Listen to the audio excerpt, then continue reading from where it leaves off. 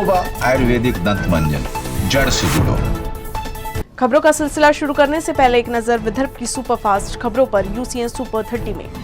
नागपुर में एक बार फिर टेस्टिंग बढ़ने के साथ ही नए मामलों में इजाफा। बीते 24 घंटे में नागपुर में संक्रमण के 1377 नए मामले सामने आए। 36 संक्रमितों की हुई मृत्यु। बुधवार को पॉजिटिविटी रेट घटकर 6.8% पर आ पहुंचा। सक्रिय मामले 21,000 के पार। उधर अमरावती में बुधवार को संक्रमण के 701 नए मामले। 13 संक्रमितों की उपचार के दौरान हुई मृत्यु। बुधवार को चंद्रपुर में 611 लोगों में संक्रमण की पुष्टि। 13 संक्रमितों की उपचार के दौरान हुई मौत। बीते 24 घंटे में 243 नए मरीज गढ़चिरौली में मिले। उधर बुल्ढाना में 674 नए केस मिले हैं। 10 संक्रमितों की उपचार के दौरान हुई मृत्यु। 353 नए संक्रमित यवतमाल से मिले। 4048 सक्रिय मरीज। कोरोना की जांच के लिए नीरी द्वारा सलाइन गार्गर आरटीपीसीआर टेस्ट तकनीक को विकसित किया। इस तकनीक के माध्यम से सैंपल करेक्शन में होने वाले दर्द से मुक्ति मिलेगी। खाद की बढ़ती कीमतों पर रोक लगाने की मांग भारतीय किसान संघ ने केंद्र सरकार से की।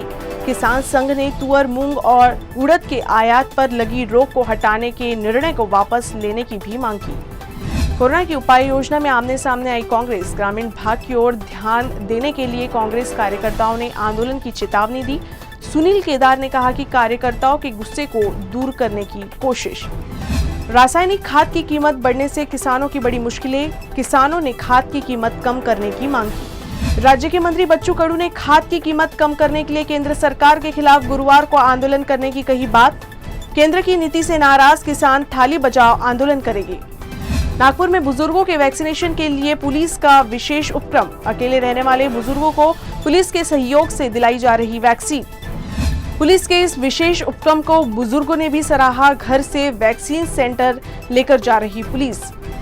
नागपुर में कोरोना संकट में निस्वार्थ भावना से मरीजों का उपचार कर रहे पूर्व विधायक डॉक्टर मिलिंद माने। डॉक्टर मिलिंद माने ने हार्ट अटैक आने के बाद भी मरीजों का इलाज करना नहीं छोड़ा। एंजियोप्लास्टी कराने के 8 दिन बाद ही वापस से अपने ओपीडी में काम पर लौटे।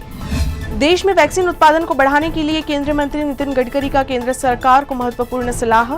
कहा, देश की 10 कंपनियों को वैक्सीन उत्पादन की अनुमति देनी चाहिए। केंद्रीय मंत्री नितिन गडकरी ने कोरोना संकट से उबरने के लिए वैक्सीनेशन को बताया एकमात्र विकल्प। कहा, वैक्सीन की कमी को जल्द दूर करने की जरूरत।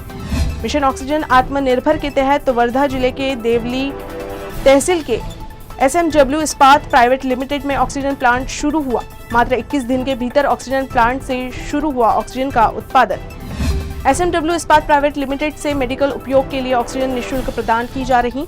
विदर्भ का पहला ऑक्सीजन प्लांट बना SMW इस्पात प्राइवेट लिमिटेड। चंद्रपुर में म्यूकरमाइकोसिस से ग्रसित एक शख्स की इलाज के दौरान मौत।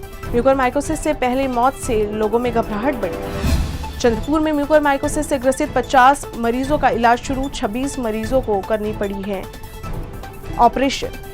नागपुर के गणेशपेट पुलिस थाना अंतर्गत बैद्यनाथ चौक के पास इनोवा ने ई रिक्शा को मारी टक्कर। हादसे के बाद अनियंत्रित इनोवा डिवाइडर पर पलट गई। जोरदार टक्कर में ई रिक्शा चालक की घटनास्थल पर ही मौत। पुलिस ने इनोवा के चालक को हिरासत में लिया।